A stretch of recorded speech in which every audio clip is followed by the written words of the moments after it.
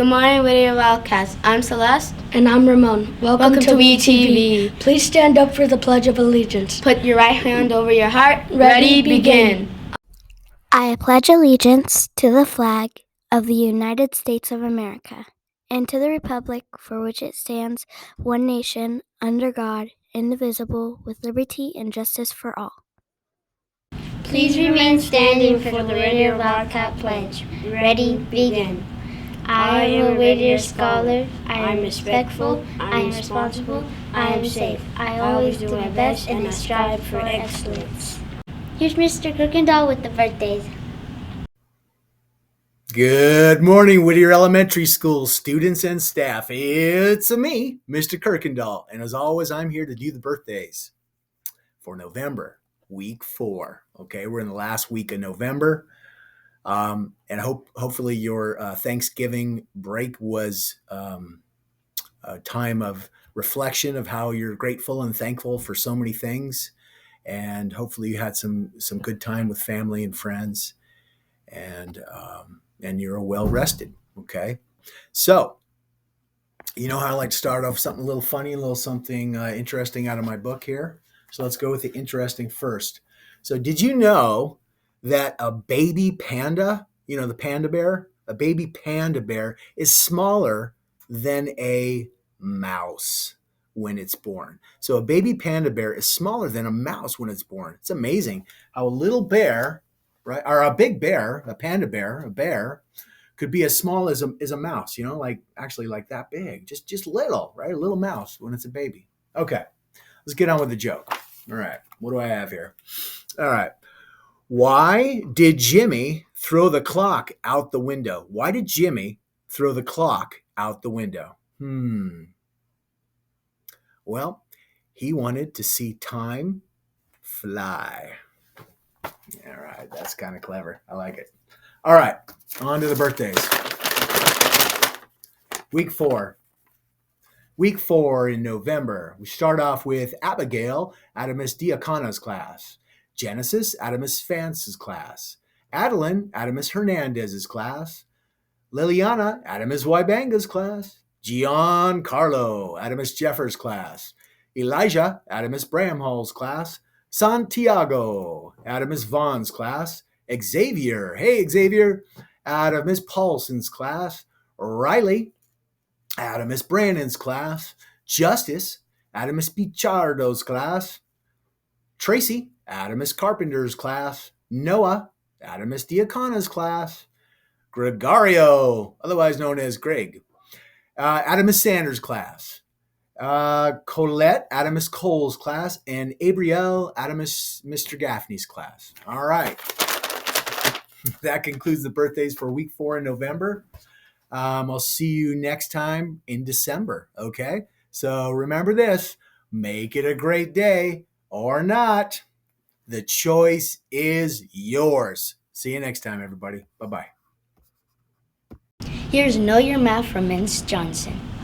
Good morning, everybody. Mrs. Johnson here with your eSpark announcements for the week of November 13th. That seems so long ago, but just last week we were on Thanksgiving vacation, which I hope you had a fabulous vacation out there. We have a few announcements, not too many this week. So just as a reminder, 4 means 4 days of active engagement. And then you have to have 80% or higher on your post quizzes. So those are the rules that still apply. We are finishing up our first round of announcements for the entire school. And so I believe it's next week that I'll start round 2. So the same rules will apply, 80% or higher on post quizzes with eSpark, and then also 4 days of active engagement, unless it's a short week, and then I'll make a change. But that's it for now. Okay. So we have from Mr. Gaffney's class, Jade Gonzalez, Elsha Russell, and Adeline Johnson. And just as a reminder, you're going to wait until WETV is over, and then you'll walk to SR3, which is near the library. We're actually right next to the water fountain that's on the wall by the front door of the library. From Mr. Wilson's class, we have Mason Marib, Andrea Simmental,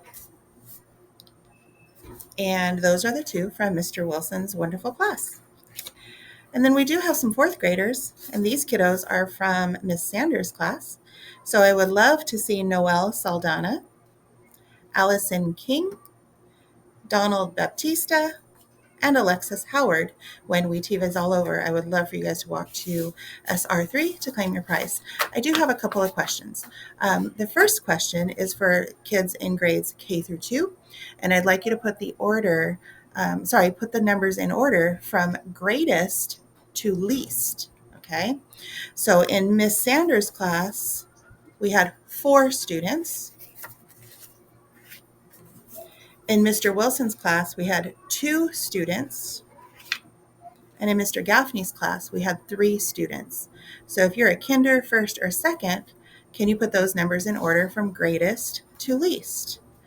And then for my upper kiddos in grades 3 through 5, I'd like you to find the sum of those numbers and then multiply that by 11. What would the product be when you reach the final answer? So again, 4 kids in Miss Sanders' class, 2 kids in Mr. Wilson's class, and 3 kids in Mr. Gaffney's class. So K through 2, put those in order from greatest to least, and grades 3 through 5, find the sum of those 3 numbers, and then multiply it by 11. See what you get. See if you're smarter than your teacher. I'm not sure if your teacher can figure it out today. We're counting down toward Christmas break. All right, you guys, have a wonderful week. Stay warm. It's getting chilly, and I'll see you around campus. Bye.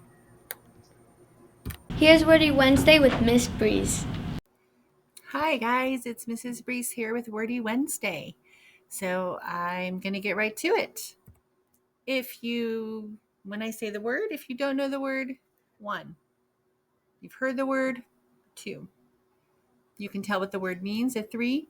And you can not only tell what the word means, but you can explain it, 4. Okay? All right, so the word is inference. Inference. Rate yourself 1, 2, 3, or 4.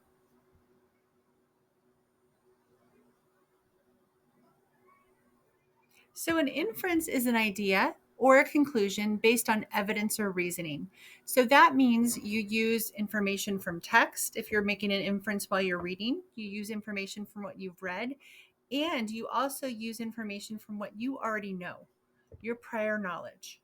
It's different than an observation. An observation is something you can see, feel, something that you can observe with your senses, but an inference is different. You have to use your prior knowledge, what you know, and then evidence from either the situation or evidence from maybe the text you're looking at.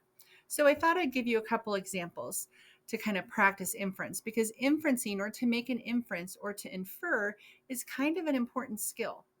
You do it a lot when you're reading. You do it a lot in real life. You do it every day. So I want to see how you can take what you know from making an inference in everyday life to actually transferring it to text or reading, then practicing that skill. For example, you can infer whether or not someone might be upset based on their body language. That might be a little bit more of an observation, but you can also infer things in everyday life. So let's just take a look real quickly. Take a look at that picture. What's an inference you can make about that picture using the evidence that you see in front of you and reasoning, making a judgment or a conclusion? What do you think?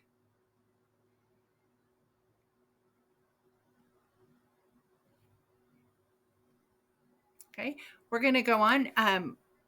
There's 2 more pictures. There's 3 pictures in total. So if you want to revisit these at another time, great. I just don't want to take up too much time. Here's another inference, another picture. What do you infer that's happening there? What do you think might be happening there? Based on evidence, what you see, and what you already know, your prior knowledge.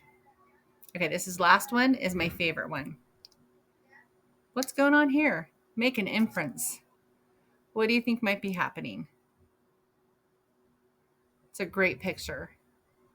So just know that you use inferences, you make conclusions, or you have an idea based on your evidence, the evidence that you see, and based on things that you already know. That's what an inference is. All right. Have a great day. Thank you for watching WETV. Have a fabulous day and enjoy What's Up Whittier coming up right now.